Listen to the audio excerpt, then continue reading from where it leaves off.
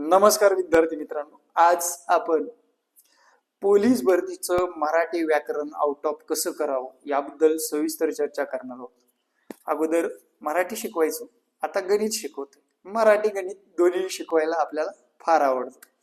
तर पहा, सर्वात महत्वाचं म्हणजे मराठी व्याकरण। आपल्या माइंडसेटला एक गोष्ट लक्षात ठेवायला सांगा की मला 25 प्रश्न येणार आहेत, 25ला 25 प्रश्न मला क्रॅक करायचेत आणि 25 मार्क मला मिळवायचेत मराठी व्याकरणामध्ये।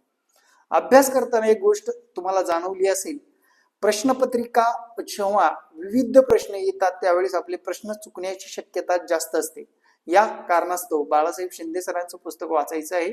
बाळासाहेब शिंदे सरांच्या पुस्तकातले एक वैशिष्ट्य असं आहे, तुम्ही प्रकरण वाचल्यानंतर मागील परीक्षेला विचारलेले प्रश्न कसे विचारलेले आहेत ते लगेच तुम्हाला तिथे वाचता येणार आहे।